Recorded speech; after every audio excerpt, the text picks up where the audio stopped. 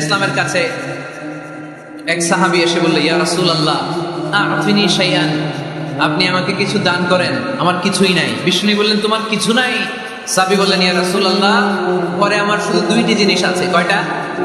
চিল্লায় বলেন, কয়টা? এক হচ্ছে একটা জামা, দুই হচ্ছে পানি খাওয়ার একটা জগ। বিষ্ণু বললেন, এই দুইটাই নিয়ে আসো। বিশ্বনবীর কথা শুনে ওই সাহাবী ঘর থেকে জামা নিয়ে আসলেন, পানি খাওয়ার জগ নিয়ে আসলেন। বিশ্বনবী সাল্লাল্লাহু আলাইহি ওয়াসাল্লাম ওনার মুবারক হাত দিয়ে এক হাতে জামা ধরে আরেক হাতে পানির জগটা ধরে সাহাবীদের দিকে উদ্দেশ্য করে বললেন, মাইয়াশতারি হাদাইন, এই দুইটা জিনিস কেনার মতো কে কে আছে দেখি? কয়েকজন হাত তুললো। বিশ্বনবী বললেন, কত দিয়ে কিনবা? এক সাহাবী বলে, ইন্নী আশতারিহিমা বিদিরহাম, ও নবী যদিও এগুলো আমার দরকার নাই, কিন্তু আপনি যেহেতু নিলামে ডাক তুলেছেন, ইয়া রাসূলুল্লাহ ইয়া হাবিবাল্লাহ, আপনার সম্মানে আমি 1 দিরহাম দিয়ে দুইটা জিনিস কিনে নেব। 1 দিরহাম, একটা জামা, একটা পানি খাওয়ার জগ, দাম কত? 1 দিরহাম। বিশ্বনবী বললেন, না না, 1 দিরহাম তো অনেক কম হয়ে যায়। মাইয়াজিদু আলা যালিক, এর চেয়ে বেশি দামে কে কিনবা? আরেক সাহাবী হাত তুলে বলতে লাগলো, ইয়া রাসূলুল্লাহ ইয়া হাবিবাল্লাহ ওয়া ইন্নী আশতারিহিমা বিদিরহামাইন, আমি এই জামাটা পানি খাওয়ার জগটা 1 দিরহাম নয় 2 দিরহামের বিনিময়ে কিনতে চাই। বিষ্ণু সাল্লাল্লাহু আলাইহি ওয়াসাল্লাম ওই সাহাবাকে দিয়ে দিলেন। দিয়ে 2 দিরহাম নিয়ে যে লোকটা ভিক্ষা করতে এসেছিল তার হাতে 2 দিরহাম দিয়ে বললেন, যাও 1 দিরহাম দিয়ে ঘরে খাবার কিনে দিয়ে আসো, আরেক দিরহাম দিয়ে একটা কুঠার কিনে নিয়ে আসো। শুনতেছেন? কি কিনে নিয়ে আসো? কুঠার দিয়ে কি করে? গাছ কাটে। ওই সাহাবী কুঠার কিনে নিয়ে আসার পরে বিশ্বনবী নিজ হাতে কুঠারের মধ্যে একটা কাঠের হাতল লাগাই দিলেন। আল্লাহু আকবার! হাতল ছাড়া কুঠার ইউজ করা যাবে?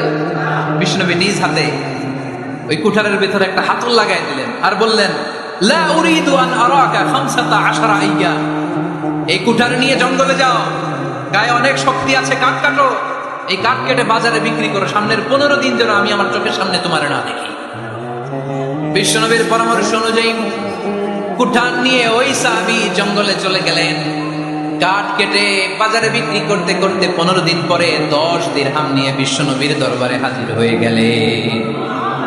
10 দিরহাম নিয়ে বিশ্বনবীর কাছে হাজির হয়ে গেলেন।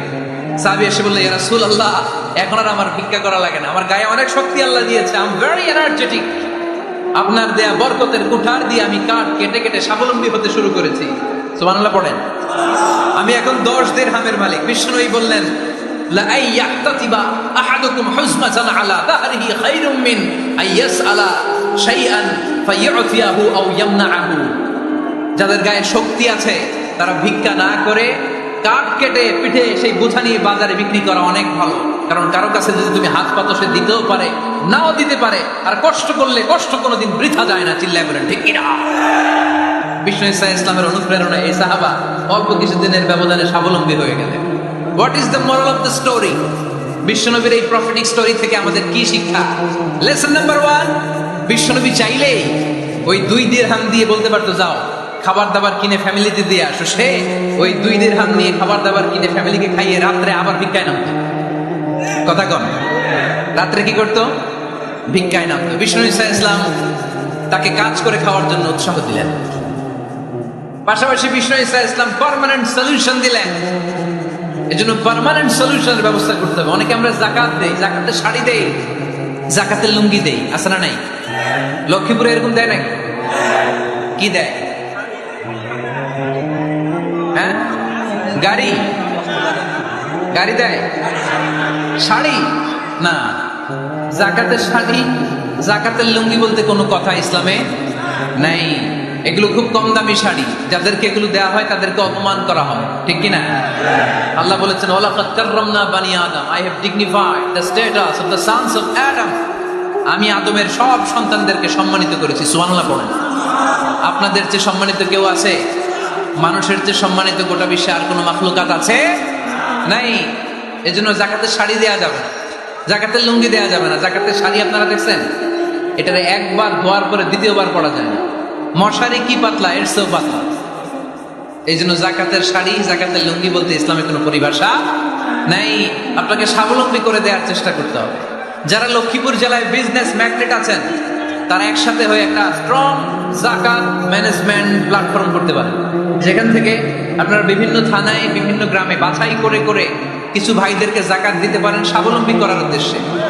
যেই ফ্যামিলিকে আছে কি নাম এটা, পল্লী উন্নয়ন ক্লাব,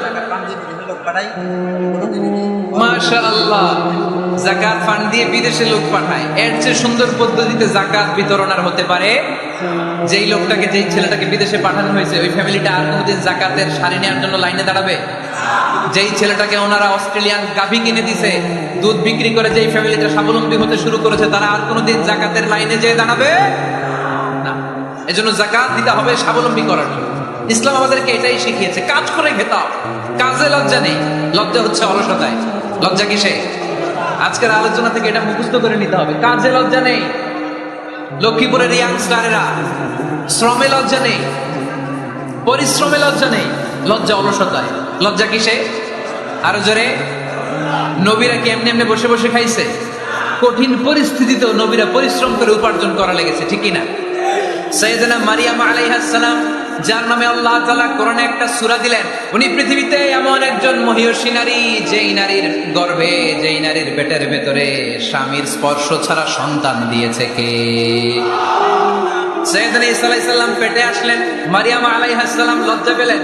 হায় হায়, কেমন করে এলাকাবাসীদের কাছে আমি আমার মুখ দেখাবো? বিয়ে হয় নাই, স্বামী নাই, কিন্তু পেটে সন্তান চলে এসেছে। হায় হায়, এলাকায় কেমনি মুখ দেখাবো? লজ্জায় পড়ে মারিয়াম আলাইহিস সালাম এলাকা থেকে চলে গেলেন। কি অবাক করা কাণ্ড! বাচ্চা ভূমিষ্ঠ হওয়ার জন্য, বড় হওয়ার জন্য 6 মাস 7 মাস লাগে নাই, পেটে বাচ্চা আসার সাথে সাথে বাচ্চাটারে বড় করে দিয়েছে কে? সাইয়েদাতুনা মারিয়াম আলাইহিস সালাম এবার বসে বললেন, বুঝতে আরম্ভ করলেন প্রেগন্যান্সির পেইন উঠেছে। হঠাৎ করে পেট থেকে বাচ্চা ভূমিষ্ঠ হয়ে যাওয়ার পরে উনি কাঁপতে আরম্ভ করলেন। ক্ষুধার চোটে খাবার কিছু নাই, সামনে ঝর্ণা, উপরে একটা খেজুর গাছ। সাইয়েদনা ঈসা আলাইহিস সালামকে কোলে নিয়ে মনে মনে ভাবে, হায় রে, কেউ যদি একটু খেজুর পেড়ে দিত, এই ক্ষুধার মুহূর্তে আমি খেজুর খেয়ে পেটের ক্ষুধা নিবারণ করতাম। রব্বুল আলামিন মারিয়ামকে উদ্দেশ্য করে আয়াত নাযিল করে দিলেন, ওয়া হুজ্জি ইলাইকি বিজিযইন নাখলাতি তুসাকিত আলাইকি রাতাবান জানিয়া। কোরআন সাক্ষী, হুজ্জি ইলাইকি বিজিযইন নাখলা, এর মানে হচ্ছে মারিয়াম, কেউ পেড়ে দিবে না, একটু কষ্ট করে হাতটা উঁচু করে খেজুরের ডালা ধরে ঝাঁকুনি মারো, টসটসে কাঁচা পাকা খেজুর নিচের দিকে পড়বে, তারপর তুমি তুলে খাবে। সুবহানাল্লাহ পড়ে। আল্লাহ চাইলে অটোমেটিক্যালি কারামাত হিসেবে খেজুরগুলো নিচে ফেলতে পারতেন না? কথা কোন? খেজুরগুলো অটোমেটিক্যালি নিচের দিকে পড়ছে? পড়ে নাই। আল্লাহ শিক্ষা দিয়েছে, যেই পরিস্থিতিতে থাকো না কেন, তোমাকে শ্রম ব্যয় করে কষ্ট করে তোমার উপার্জন করতে হবে, রিজিকের বন্দোবস্ত করতে হবে। চিল্লায় বলেন ঠিক কিনা? ইসলাম আমাদেরকে এটাই শিখিয়েছে, কাজে লজ্জা নাই।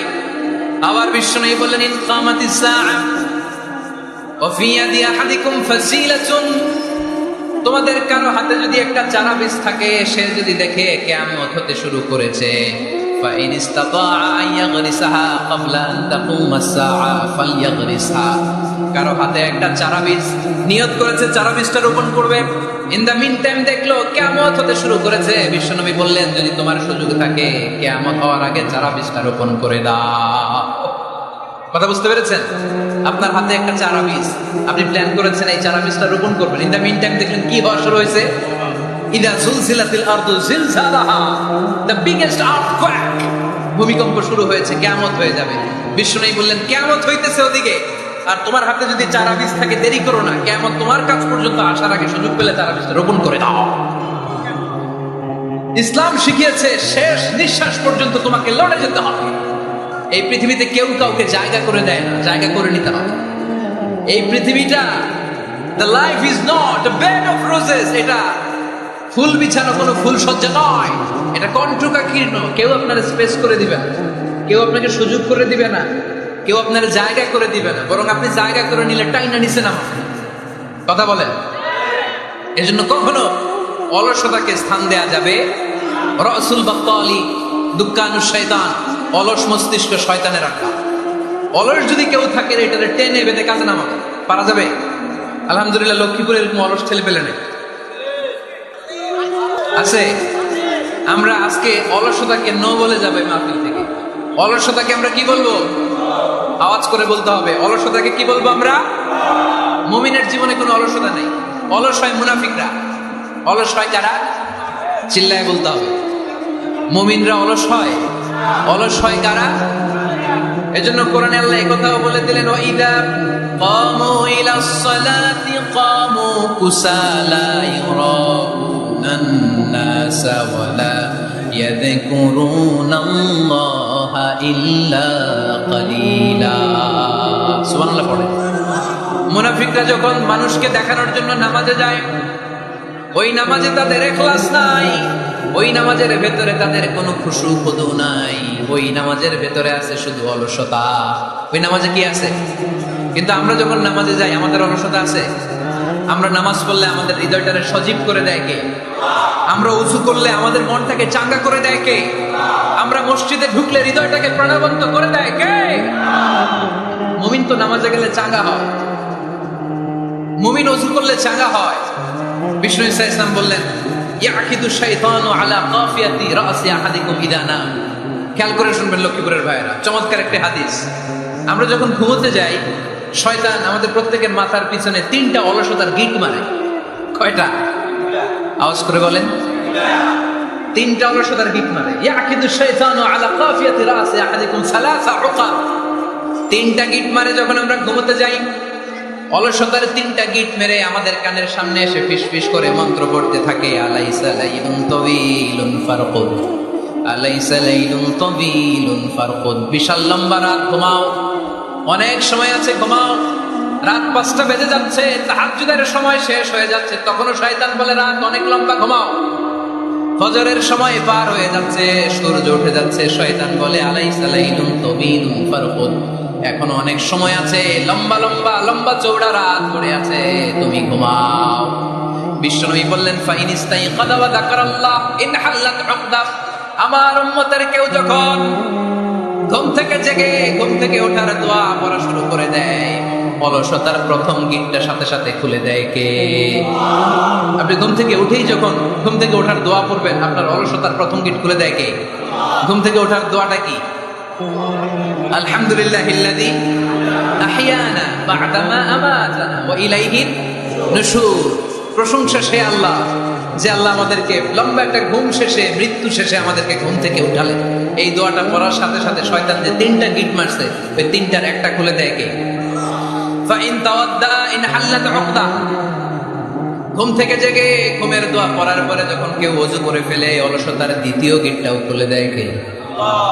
ওযু করার পরে ফাইন সাল্লাত ইনহাল্লাত উকদা, নামাজের মুসল্লায় দাঁড়িয়ে যখন নামাজ শুরু করে দেয়, অলসতার 3 নাম্বার গেটটাও খুলে দেয় কে? 3টা গেট যখন খুলে দেয়, বিষ্ণু ইসলাম বললেন, ফাসবাহা নাশীতাল কলব। নাশীত, তখন মুমিন বান্দা সজীব হয়ে ওঠে, প্রাণবন্ত হয়ে ওঠে, উচ্ছ্বসিত হয়ে ওঠে। ওয়া ইল্লা খাবিসান নাফসি কাসলান। আর যদি ঘুমিয়ে থাকে, 3টা গিট তার মাথার পেছনে শয়তানের অলসতার লেগে থাকে, তাহলে তার দিনটা শুরু হয় অলসতা দিয়ে, আর সে হয় অলসতার রাজা। চিল্লা এখন ঠিক কিনা? এজন্য আমরা কি অলস হতে চাই না কর্মঠ হতে চাই? কোন নবীরা কি অলস ছিলেন? পৃথিবীতে কোন নবী অলস ছিলেন? সব নবী কর্মঠ ছিলেন। বিষ্ণু ঈসা ইসলাম বললেন, মা বাআসাল্লাহু নাবিয়্যান ইল্লা রাআল গানাম। এই পৃথিবীতে এমন কোন নবী নাই যেই নবী বকরি চড়ায় নাই। কি চড়ায় নাই?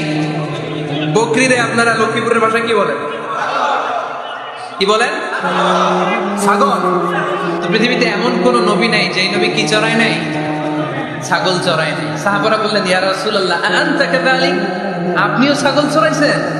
বিষ্ণু ইসলাম বললেন, না, আমিও ছাগল চড়িয়েছি। ওয়া ইন্নী আরআহা আলা কারারিতি আহলি মক্কা, আমি তো মক্কাবাসীদের অল্প কিছু পয়সার বিনিময়ে তাদের ছাগলগুলোকে চড়িয়ে দিতাম।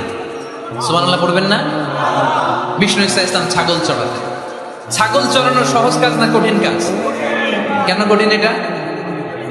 হ্যাঁ, টেরা খুঁটি মারে। হ্যাঁ, কি করে? বসে থাকতে হয়। তো ছাগল যারা পালে তারা জানে ছাগল পালা কত কষ্ট। ওরে ডানে টান দিলেও কই যায়? রশি ধরে বায়ে টান দিলে কই যায়? সামনে টানলে কই যায়? পিছনে টানলে কই যায়? সারা সপ্তাহ আপনি সময় পান না এটার গোসল করাবেন, ভাবলেন আজকে জুমার দিন আমি গোসল করি, এটারও গোসল করাই। এটারে আপনি পুকুর ঘাটে নিবেন, টান দিয়েছেন, ওর বাপের কিরা, ও 1 ইঞ্চিও সামনে যাবে না। ঠিক কি না? এই টেরা প্রাণী আল্লাহর কি কি মহিমা! আল্লাহ তাআলা পৃথিবীর সবচেয়ে শ্রেষ্ঠতম মানুষদেরকে ছাগল চড়িয়ে ছেড়েছেন, ঠিক কি না? মা বাআসাল্লাহু নাবিয়্যান ইল্লা রাআল গানাম। এই পৃথিবীতে এমন কোন নবী ছিল না যে নবীরা ছাগল চড়ায় নাই। আল্লাহ বুঝাতে চাইলেন ছাগল চড়ানো অনেক কষ্টের কাজ, অনেক ধৈর্যের প্রয়োজন। এখন নবীরা তোমরা ছাগল চড়াও, কিছুদিন পর ছাগলের চেয়েও টেরা জাতি মানুষ চড়াই দাও। মানুষের মধ্যেও টেরা আসারা নাই। ভালো বললে ভালোটা বুঝে না, ডানে যেতে গেলে বায়ে যায়, বায়ে যেতে বললে ডাইনে যায়, এরকম আসারা নাই। সম্মানিত ভাইরা, সমস্ত আম্বিয়া আলাইহিমুস সালাম ওনারা কর্মঠ ছিলেন। সাইয়েদনা আদম আলাইহিস সালাম নিজ হাতে চারা গাছ রোপণ করে চাষাবাদের কাজ করেছেন, সুবহানাল্লাহ পড়েন। সাইয়েদনা ইব্রাহিম আলাইহিস সালাম চাষাবাদের কাজ করেছেন। সাইয়েদনা দাউদ আলাইহিস সালাম নিজ হাতে যুদ্ধের জন্য যে পোশাক পরতে হয়, যেটা পরলে গায়ের মধ্যে ছুরি মারলেও ঢুকে না, ওই শিরস্ত্রাণ বানিয়েছেন, নিজ হাতে তলোয়ার বানিয়েছেন, সুবহানাল্লাহ পড়েন। সাইয়েদনা মূসা আলাইহিস সালাম ছাগল চড়িয়েছেন। সাইয়েদনা মূসা আলাইহিস সালামের মেজাজ নরম না গরম? নবীদের মধ্যে সবচেয়ে বেশি মেজাজওয়ালা নবী ছিলেন মূসা আলাইহিস সালাম। উনিও 8 থেকে 10 বছর সাইয়েদনা শুআয়ব আলাইহিস সালামের এরিয়াতে ছাগল চড়িয়েছেন। চিল্লায় বলেন সুবহানাল্লাহ। এজন্য নবীরা যেহেতু কাজ করেছেন, কর্মঠ ছিলেন, আমরাও কর্মঠ হব, ঠিক কিনা? সাহাবারাও কর্মঠ ছিলেন, বিশ্বনবীর সাহাবারাও ব্যবসা করতেন। সাইয়েদনা আবু বকরের বিশাল ব্যবসা প্রতিষ্ঠান ছিল, সুবহানাল্লাহ পড়েন। আপনারা হজ উমরা করেছেন কে কে দেখি? করছেন? মাশাআল্লাহ। যারা করে নাই আল্লাহ তাদেরকে আল্লাহর ঘর জিয়ারতে তুমি নসিব করো। বিশ্বনবীর মাকবারার সামনে দাঁড়িয়ে আমরা যেন সালাম পেশ করতে পারি, তুমি নসিব করো। বাইতুল্লাহ শরীফে এবং মসজিদ নববীতে আমরা যেন সালাত আদায় করতে পারে, আল্লাহ তুমি নসিব করো। সাইয়েদনা আবু বকর রাদিয়াল্লাহু তাআলা আনহুর ব্যবসা প্রতিষ্ঠান ছিল মক্কা কাবা ঘরের পাশেই। ওনার ব্যবসা প্রতিষ্ঠানগুলো যেখানে ছিল ঠিক ওইখানেই সৌদি সরকার এখন শপিং মল বানিয়ে দিয়েছে, মাতজার আবু বকর। মক্কা শহরের যেখানে বহিরাগতরা এসে ওখানে ছাগল, ওখানে ঘোড়া, উট এগুলো রাখতো, আস্তাবল রাখতো, ঘোড়া উট যেখানে রাখা হতো ঠিক ওই জায়গায় সৌদি সরকার ওটার পার্কিং লট বানাইছে। মানে যেখানে আগে সাহাবাদের ব্যবসার জায়গা, ওইখানে বর্তমানে শপিং মল। যেখানে আগের সময়কাল সাহাবারা উট আর ঘোড়া রেখে বাঁধতো, ওইখানে এখন গাড়ি ঘোড়া রাখার ব্যবস্থা করা হয়েছে। সাইয়েদনা আবু বকর অনেক বড় ব্যবসায়ী ছিলেন। ওনার নিজ টাকা দিয়ে হাবাসা থেকে আসা সাইয়েদনা বেলালকে তিনি 20,000 স্বর্ণ মুদ্রা দিয়ে উমাইয়া ইবনে খালাফের কবল থেকে তিনি মুক্ত করেছেন। সাইয়েদনা উসমান যুন্নুরাইন বড় ব্যবসায়ী ছিলেন। নিজের টাকা দিয়ে মদিনার মুসলমানেরা পানি খেতে পারে না, ফিরে রুমা নামে একটা কুয়া ছিল, এই কুয়ার মালিক ছিল ইহুদি। মুসলমানেরা পানি খেতে গেলে সে বকা দিত, পানি খেতে দিত না। বিশ্বনবী বললেন আমার সাহাবীদের মধ্যে এমন কি কেউ নাই নিজের অর্থায়নে বীরের রুমা কিনে মুসলমানদেরকে দিয়ে দিবে? সাইয়েদনা উসমান যুন্নুরাইন বলল ইয়া রাসূলুল্লাহ, আপনার খেদমতে আমি হাজির। মুহূর্তের মধ্যে সাইয়েদনা উসমান যুন্নুরাইন নিজের অর্থায়নে বীরের রুমাটা কিনে মুসলমানদের জন্য সদকা করে দিয়েছে। তো ব্যবসা না করলে, কর্মঠ না হলে, উপার্জন না হলে সৎকা করা যাবে? চিল্লায় বলেন করা যাবে? সুনানে তিরমিজির বর্ণনা, বিষ্ণু ঈসা ইসলাম মক্কা থেকে যত সাহাবারা হিজরত করে মদিনায় এসেছে, মদিনাতে কোন না কোন সাহাবার সাথে বিশ্বনবী ভ্রাতৃত্বের বন্ধনে আবদ্ধ করে দিয়েছে, সুবহানাল্লাহ পড়েন। এজন্য মক্কা থেকে যারা এসেছে এদেরকে বলে মুহাজির। এদেরকে কি বলে? আর মদিনায় যারা ছিল এদেরকে বলে আনসার। এদেরকে কি বলে? আওয়াজ করে উত্তরে দিবেন। মক্কা থেকে যারা এসেছে তাদের নাম, আর যারা মদিনার সাহাবী তাদের নাম আনসার। আজকে এই মাহফিলে লক্ষ্মীপুর এর বাইরে থেকে কারা কারা আসছেন দেখি? মাশাআল্লাহ, অনেক আসছে। আল্লাহ ভাইদেরকে তুমি কবুল করো, হাত নামান। এই যে লক্ষ্মীপুরের বাইরে থেকে যে ভাইরা আসছে তারা লক্ষ্মীপুরের মেহমান, ঠিক কিনা? মক্কা থেকে হিজরত করে যে সমস্ত সাহাবারা এসেছিল তারা ছিল মদিনার মেহমান। বিশ্বনবী এক এক মক্কার সাহাবীকে মদিনার এক এক সাহাবীর সাথে ভ্রাতৃত্বের বন্ধনে আবদ্ধ করে দিলেন। আব্দুর রহমান ইবনে আউফ রাদিয়াল্লাহু তাআলা আনহু, ওনার সাথে ভ্রাতৃত্বের বন্ধনে যে সাহাবীকে বিশ্বনবী আবদ্ধ করে দিলেন ওনার নাম হচ্ছে সাআদ ইবনে রাবিয়া। কি নাম? মদিনার অনেক বড় ব্যবসায়ী। বিশ্বনবী বললেন ও আব্দুর রহমান ইবনে আউফ, সম্পদ ছেড়ে দিয়ে, পরিবার ছেড়ে দিয়ে, স্থাবর অস্থাবর সব ছেড়ে দিয়ে আল্লাহ রাসূলের ভালোবাসায় মক্কা থেকে মদিনায় এসেছো। মদিনায় তোমার চিন্তা নাই, সাদ ইবনে রবিকে আমি তোমার ভাই বানিয়ে দিলাম। সাদ ইবনে রবি তোমার আপন ভাইয়ের মতো। সাদ ইবনে রবি বলল আব্দুর রহমান, জীবনে তোমারে কোনোদিন দেখি নাই, তোমারে আমি চিনি না, তোমার নাম শুনি নাই, কিন্তু বিশ্বনবী তো তোমার দায়িত্ব আমাকে দিয়েছে, আমার যে বড় ধনী এই মদিনার মধ্যে দ্বিতীয় কেউ নাই, আজ থেকে তুমি আমার ভাই, আজ থেকে তুমি আমার কি। আল্লাহ আমাকে যত সম্পত্তি দান করেছে তার অর্ধেক সম্পত্তি আমি তোমার নামে দিয়ে দিলাম। ও আব্দুর রহমান ইবনে আউফ, শুধু তাই নয়, রব্বুল আলামিন আমাকে দুইজন স্ত্রী দিয়েছে। কয়জন? তুমি দেখো আমার কোন স্ত্রীকে তোমার বেশি ভালো লাগে, যার নাম তুমি বলবে সাথে সাথে আমি তারে তালাক দিয়ে দিব, তার ইদ্যত পালন শেষে তুমি তাকে বিয়ে করে তোমার সাথে নিয়ে যাবা। সুবহানাল্লাহ। কারণ বিশ্বনবী তোমার দায়িত্ব আমার কাঁধে দিয়েছে, তুমি আমার ভাই। আমি মদিনার সবচেয়ে বড় ধনী, আমার অর্ধেক সম্পদ আমি তোমারে দিয়ে দিব। আমার দুই স্ত্রীর এক স্ত্রীকে তোমারে দিয়ে দিব। সাইয়েদনা আব্দুর রহমান ইবনে আউফ এই কথা শুনে অবাক হয়ে উনিও এক অবাক কথা বললেন। উনি বললেন, লা হাজাতা লি ফি আখি, ও আমার প্রাণের ভাই, তোমার কথা শুনে আমার হৃদয়টা ভরে গিয়েছে, কিন্তু তোমার সম্পদেরও দরকার আমার নাই, তোমার স্ত্রীরও দরকার আমার নাই। বারাকাল্লাহু ফি মালিক ওয়া লি আহলিক, আল্লাহ তোমার মালেও বরকত দেখ, তোমার সম্পদেও বরকত দেখ। তুমি শুধু একটু কষ্ট করবা। কি কষ্ট? দুল্লানি আলা সুক, show me the way to the market. তুমি মদিনায় কোনো মার্কেট আছে কিনা, শপিং মল আছে কিনা, ব্যবসা প্রতিষ্ঠান আছে কিনা আমারে দেখায় দাও। সুবহানাল্লাহ। আমরা হইলে কি করতাম? লক্ষ্মীপুরে যারা আসছে এদের একজনকে যদি বলা হয়, ভাই আপনি এখন থেকে লক্ষ্মীপুরের ভাই, আমার অর্ধেক সম্পদ আপনারা দিয়ে দেব, কি করবে? পায়ের উপর পা তুলে খাবে আর বলবে কি আনন্দ, আকাশে বাতাসে। ঠিক কিনা? এরপর যদি বলি, ভাই আমার দুই বউ যেটারে সুন্দর লাগে বলেন তালাক দিয়ে দেই, নিয়ে যা, কি বলবে? কি আনন্দ, আকাশে বাতাস।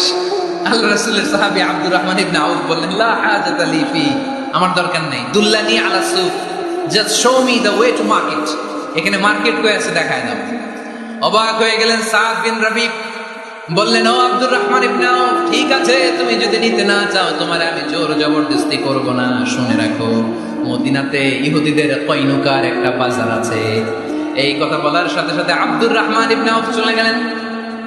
এর পরের দিন অল্প কিছু পনির আর ঘি দিয়ে ব্যবসা শুরু করলেন। পনির আর ঘিয়ের ব্যবসা করতে করতে করতে করতে ব্যবসায় তিনি এত লাভ করলেন, উনি বললেন, আমি যদি কখনো মদিনার বালুর মধ্যে হাত দিতাম ওই বালুটারও সোনা বানায় দিত কে? দুল্লানি আলা সুক, লক্ষ্মীপুরের কর্মঠ যুবক ভাইরা, এই আব্দুর রহমান ইবনে আউফ আমাদের প্রেরণা। উনি অন্যের ঘাড়ে পাড়া দিয়ে খেতে চায় নাই, আরেকজনের উপর ডিপেন্ডেন্ট বা নির্ভরশীল হতে চায় নাই। তিনি স্বাবলম্বী হওয়ার শিক্ষা লেসেন কিয়ামত পর্যন্ত গোটা বিশ্বের যুবকদের জন্য রেখে গিয়েছে। চিল্লায় বলো ঠিক কিনা? দুল্লানি আলা সুক, show me the way to market. Market কোথায় দেখাও। পনির আর ঘি নিয়ে ব্যবসা করতে করতে কয়েক মাসের ব্যবধানে ইতিহাস সাক্ষী, সাইয়েদনা আব্দুর রহমান ইবনে আউফ মদিনার বিশাল বড় বিজনেস ম্যাগনেটে পরিণত হয়ে গেলেন। চিল্লায় পড়েন আল্লাহু আকবার। এজন্য ব্যবসার ভিতরে বরকত ঢুকিয়ে দিয়েছে কে? বিষ্ণু বললেন, আত-তাজির আস-সাদুকুল আমিন মা'আন নাবিয়্যিন ওয়াস-সিদ্দীকিন ওয়াশ-শুহাদা'i ওয়াস-সালিহিন। আমানতদার ব্যবসায়ী তারা সাধারণ কোনো মানুষ নয়, কিয়ামতের দিন নবীদের সাথে হাসর হয়ে যাবে। আপনারা যারা ব্যবসা করেন, এটা সাধারণ বিষয় নয়। বিষ্ণু সাল্লাল্লাহু আলাইহি ওয়াসাল্লাম নিজেও ব্যবসায়ী ছিলেন।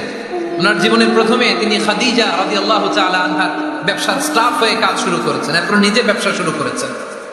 এরপরে খাদিজাতুল কুবরা রাদিয়াল্লাহু তাআলা আনহা সব সম্পত্তি বিয়ের পরে বিশ্বনবীর পায়ের সামনে ঢেলে দিয়েছেন।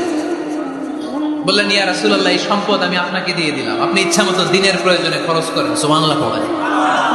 এজন্য বিষ্ণু ইসলাম আমাদের জন্য উপমা, আব্দুর রহমান ইবনে আউফ আমাদের জন্য উপমা।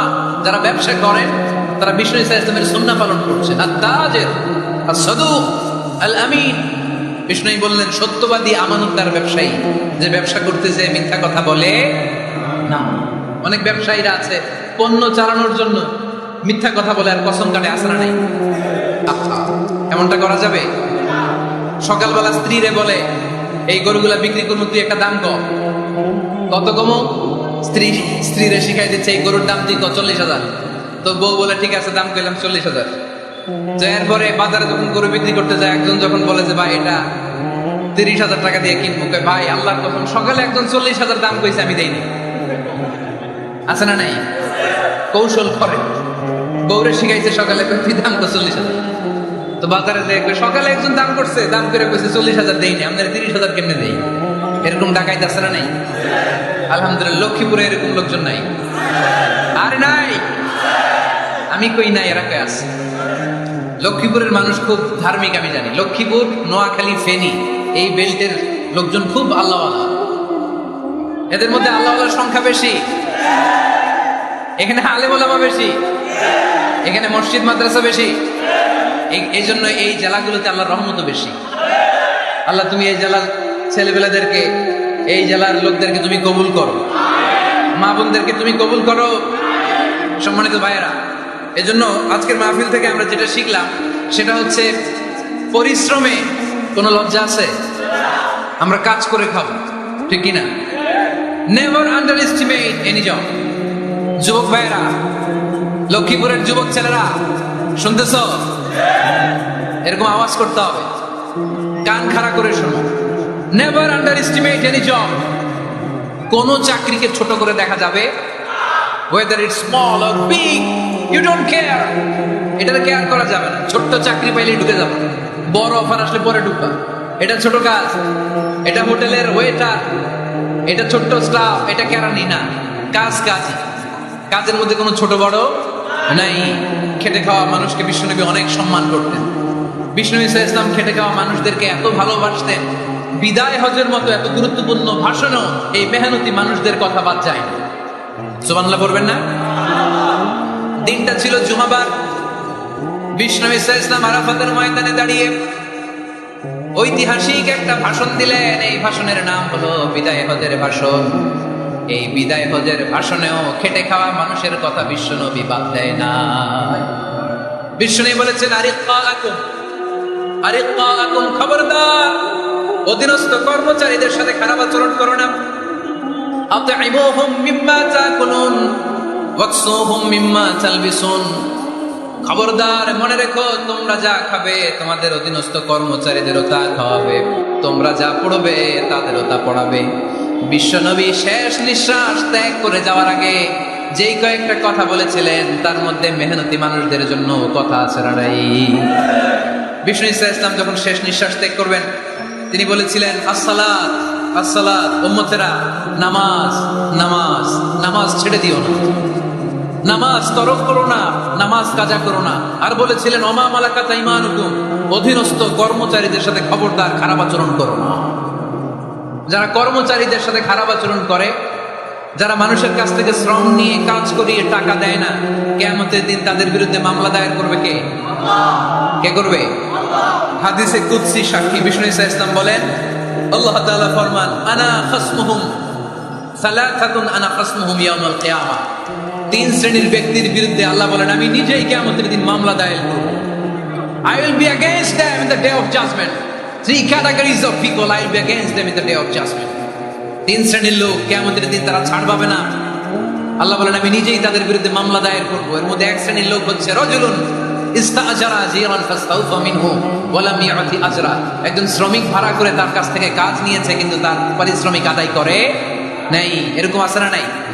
দাপট দেখায়, দাপট দেখায় ইউনিভার্সিটির ক্যান্টিনগুলোতে।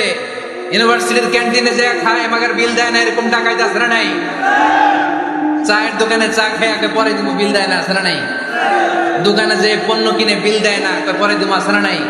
কিয়ামতের দিন আল্লাহ করে মাস্তানি ছুটাবে, চিল্লা এখন ঠিক কিনা? আনা খাসমুহুম, আমি নিজেই তাদের বিরুদ্ধে মামলা দায়ের করব। কথাটা কার? এজন্য বিশ্বনবী বললেন, খবরদার, মেহনতি মানুষ, খেটে খাওয়া মানুষ, এদের দোয়া কবুল হয়ে যায়। আতুল আজিরা আজরাহু ক্বাবলা আন ইয়াজিফা আরাকুহু। খবরদার, বিশ্বনবী বললেন, শ্রমিকের ঘাম শুকিয়ে যাওয়ার আগে তাদের পারিশ্রমিক মিটিয়ে দাও। বিশ্বনবীর বিখ্যাত হাদিস, আতুল আজিরা আজরাহু ক্বাবলা আন ইয়াজিফা আরাকুহু। শ্রমিকের ঘাম মাটিতে লাগার আগে, শুকিয়ে যাওয়ার আগে তাদের পারিশ্রমিক মিটিয়ে দাও। কেননা তারা যদি বদদোয়া করে তোমার জীবনকে জাহান্নাম বানিয়ে দিবে কে? বিষ্ণু ইসা ইসলাম সব সময় খেটে খাওয়া মানুষদেরকে আগলে রাখতেন। সব সময় শুধু যে ভাষণে মেহনতি মানুষদের সাথে ভালো আচরণ করতে বলতেন, শ্রমিকদের সাথে ভালো আচরণ করতে বলতেন, এমনটা নয়। ওনার ব্যক্তিগত জীবন ঘাটলেও দেখা যায় উনি শ্রমিকদের সাথে কেমন আচরণ করেছেন। বিষ্ণু ইসা ইসলামের একজন খাদেম ছিল, আপনারা তার নাম জানেন? কি নাম? সবাই বলেন আনাস। আওয়াজ করে বলেন, বিষ্ণুনবীর খাদেমের নাম? নামটা কেমন লাগে? ভালো লাগে? ছেলে হইলে রাখবেন তো? রাখবেন? অনেকে আমার জিজ্ঞেস করে যে আমার একটা ছেলের নাম বলে দেন। এই এলাকার যদি কারো সম্ভাব্য আগন্তুক 2-1 মাস পরেই ছেলে পৃথিবীতে আসবে, এর নাম রাখবেন আনাস। নাম কি রাখবেন? খাদিমু রাসূলিল্লাহ, আল্লাহ রাসূল সাল্লাল্লাহু আলাইহি ওয়াসাল্লামের খাদেম। এই খাদেমের কাছ থেকে একটু শোনেন ওনার মালিক কেমন ছিল, শুনবেন নাকি কষ্ট হচ্ছে? সম্মানিত ভাইরা খেয়াল রাখবেন, কোন পীর সাহেবের ব্যাপারে যদি আপনি রিপোর্ট চান, পীর সাহেবের বউয়ের কাছ থেকে শুনবেন।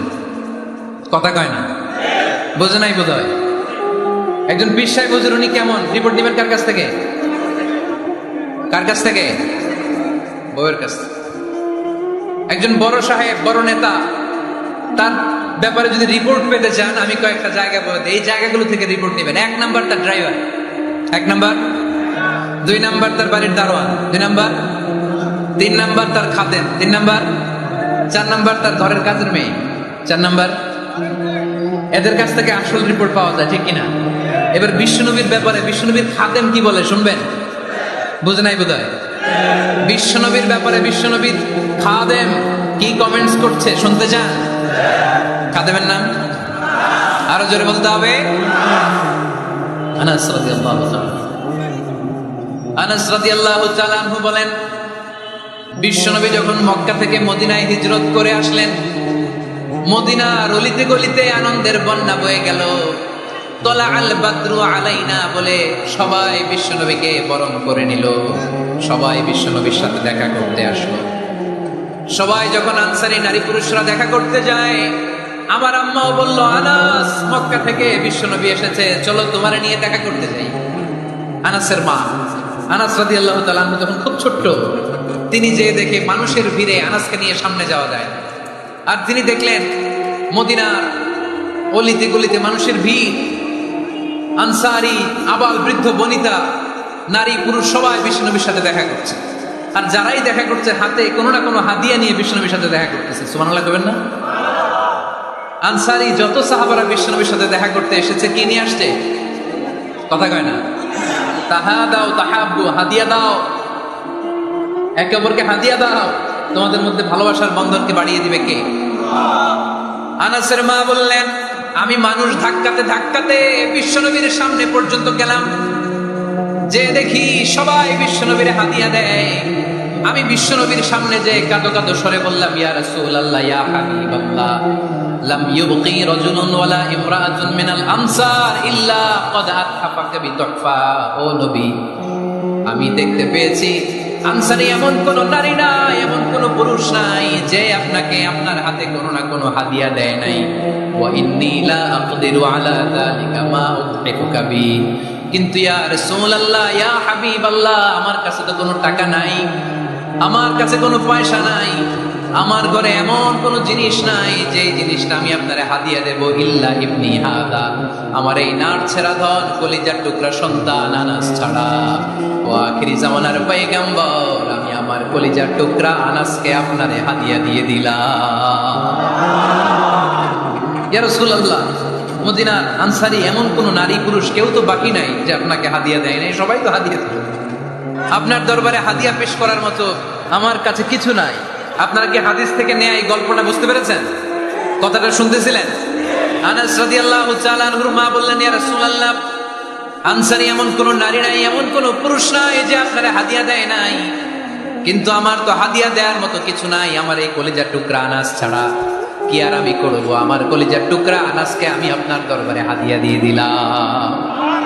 ইয়া রাসূলুল্লাহ, আমার ছেলেটারই আপনারা হাদিয়া দিলাম। খুদ হাদা ইয়াখদুমু কামা বাদা লাক, আপনার যেই কাজ লাগবে, যেই খেদমতের প্রয়োজন, আপনারা এই খেদমত করবে। ও নবী, আমি জানি আনাস আপনার বেশি খেদমত করতে পারবে না।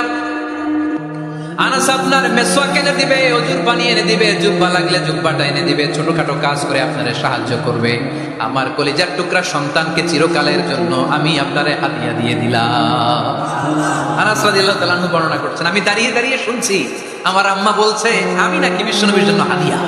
সুবহানাল্লাহ পড়েন। এবার খেদমত শুরু করলো সাইয়েদনা আনাস। ছোট্ট মানুষ কি আর করবে, কতটুকু খেদমত আর করতে পারবে? বিশ্বনবীর মেসওয়াকটা এনে দেয়। সুবহানাল্লাহ পড়েন। বিশ্বনবীর আতরের শিশিটা এনে দেয়, বিশ্বনবীর জাইতুনের তেলের বোতলটা আগিয়ে দেয়, বিশ্বনবীর জামাটা প্রয়োজনে বিশ্বনবীর হাতে এনে দেয়। সাইয়েদনা আনাস বলেন, আমি 1 বছর নয় 2 বছর নয়, 5 বছর নয়, 7 বছর নয়, 10 বছর বিশ্বনবীর খেদমত করেছি। ফামা দারাবানি, 10 বছরে একদিনও তিনি আমারে মারে নাই। সুবহানাল্লাহ। একদিন আমার গায়ে হাত তোলে নাই। হাত তোলা তো দূরের কথা, ওয়ালা সাব্বানি, কোনদিন গালি দেয় নাই। ওয়ালা আবাসা আলা ওয়াজহি, কখনো বিরক্তি সরে ভ্রু কুঁচকে আমার দিকে বিশ্বনবী কোনদিন তাকায় নাই। সুবহানাল্লাহ বলে। কোনদিন আমার গায়ে হাত তোলে নাই।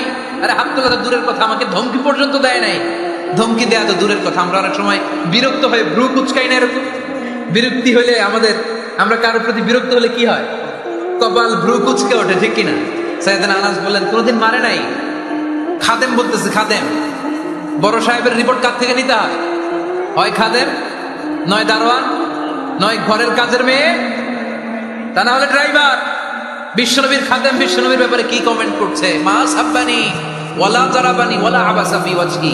এই 10 বছরের খেদমতের জিন্দেগিতে কোনোদিন বিশ্বনবী আমারে মারে নাই, গায়ে হাত তোলে নাই। আরে হাত তোলা তো দূরের কথা, একটা ধমক তো দেয় নাই। আরে ধমক দেয়া তো দূরের কথা, বিরক্তির সুরে ভ্রু কুঁচকে আমার দিকে কখনো তিনি তাকায় নাই। চিল্লায় বলো সুবহানাল্লাহ। আর আজকে মাইক পেলে মানবাধিকারের কর্মী কি সুন্দর কথা বলে, উইমেন রাইটস এর কথা বলে, শিশু শ্রম নিয়ে কথা বলে, আর বাড়িতে কাজের মেয়ের গায়ের মধ্যে খুন্তি, গরম খুন্তি পিঠের মধ্যে লাগিয়ে পিঠ ঝলসিয়ে দেয়। এরকম আছে না নাই? পত্রপত্রিকায় প্রায় দেখা যায় যে কাজের মেয়েদেরকে কি অত্যাচার করে। খুন্তি গরম করে করে চামড়ার মধ্যে লাগিয়ে স্কিন ঝলসে ফেলেছে, গ্রিলের মধ্যে বেঁধে রেখেছে, সময় মতো খাবার দেয় নাই, পিটিয়ে মাথার চুল কামিয়ে মাথা নেড়া করে দিয়েছে। এরকম আছে না নাই? এরা মানবাধিকারের ঠিকাদার, এরা মানবাধিকারের কথা বলে। আর বিশ্বনবী সাল্লাল্লাহু আলাইহি ওয়াসাল্লামের খাদেম বিশ্বনবীর ব্যাপারে বলেছে কোনদিন মাইর তো দূরের কথা, হাত তোলা তো দূরের কথা, আরে ধমক দেওয়া তো দূরের কথা, বিরক্তির চেহারা নিয়েও কোনদিন বিশ্বনবী আমার দিকে তাকায় নাই। চিল্লায় পড়েন সুবহানাল্লাহ। বিশ্বনবী একবার সাইয়েদনা আনাস রাদিয়াল্লাহু তাআলা আনহুকে একটা ছোট্ট জিনিস আনতে পাঠালেন।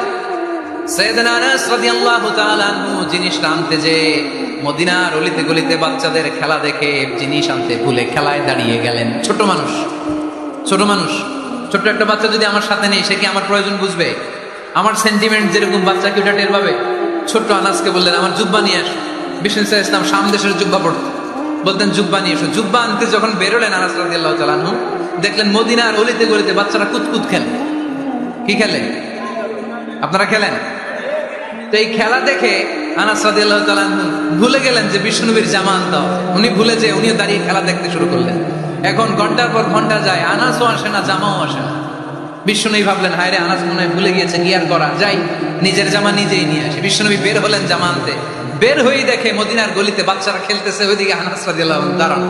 বিষ্ণু ইসলাম কিছু বললেন না, যে উনিও আনাস রাদিয়াল্লাহু তাআলা আনহুর পাশে দাঁড়িয়ে খেলা দেখতে আরম্ভ করলেন। সুবহানাল্লাহ পড়বেন না? সাইয়েদনা আনাস খেলা দেখতে দেখতে দেখতে দেখতে দেখতে দেখতে হঠাৎ বিশ্বনবীর দিকে চোখ পড়ে গেছে। বিশ্বনবীর চোখের দেখে যখন সাইয়েদনা আনাস রাদিয়াল্লাহু তাআলা আনহুর চোখ পড়ে গেছে, সাইয়েদনা আনাস বলে আমার কলিজাটা এখান থেকে এই দিকে চলে আসছে। ভয় কিসে? ভয়ে। উনি বললেন আমার গলা শুকিয়ে যেতে আরম্ভ করলো, কাঁপতে লাগলাম। হায় হায়, এখন আমার মনে পড়ছে বিশ্বনবীর জামা আনতে পাঠাইছিল, ভুলে গেছে খেলার আবেশে পড়ে। উনি বললেন বিশ্বনবী আমারে ধমক দেন নাই, আমার গায়ে হাত তোলেন নাই, জামা আনতে পাঠাইছি, এখানে খেলা দেখতেছো এটাও বলেন নাই, বিরক্তিও প্রকাশ করেন নাই। বিশ্বনবী শুধু একটা হাসি দিয়েছেন, স্মাইল। কি দিয়েছেন? একটা মুচকি হাসি দিয়েছেন। কি হাসি? সাইয়েদনা আনাস বলে ওই যে ওই দিনের বিশ্বনবীর মুচকি হাসির শাসন মরার আগের দিন পর্যন্ত আমি আনাসকে সোজা রাস্তায় রেখেছি, আর ডানে বায়ে নেই। শাসন করতে জানলে লাঠি লাগে না, শাসন করতে জানলে ধমক লাগে না, শাসন করতে জানলে পিট্টি দেয়া লাগে না। মুচকি হাসি দিয়েও শাসন করা যায় কি যায় না? সাইয়েদনা আনাস বলেন কোনোদিন মারে নাই, কোনোদিন ধমক দেয় নাই, সব সময় আমাকে আদর করেছে। চিল্লায় পড়েন সুবহানাল্লাহ। এজন্য সব সময় বিষ্ণু ইসলাম শ্রমিকদেরকে ভালোবাসতেন। শ্রমে কোনো লজ্জা নাই, লজ্জা হচ্ছে অলসতায়। আজ থেকে এই মাহফিল, এই এত বড় আয়োজন, এত বড় গ্যাদারিং তখনই সার্থক হবে যখন আমরা এই সিদ্ধান্তে আসতে পারবো যে আমরা অলস সময় কাটাবো না, আমরা আমাদের এই সময়গুলোকে প্রোডাক্টিভ ওয়েতে কাজে লাগাবো, কোনো না কোনো কাজের সাথে জড়িত হব। Never under estimate any job, whether it's big or small, বড় হোক বা ছোট হোক, কোনো কাজকে আমরা ছোট করে দেখবো না। যে কোনো কাজ করো না ভাই, যে কোনো কাজ করো, তা যেন হয় সবার চেয়ে সবচেয়ে সুন্দর। আমাদের অবসর সময়গুলোকে কাজে লাগানোর দরকার আছে না নাই?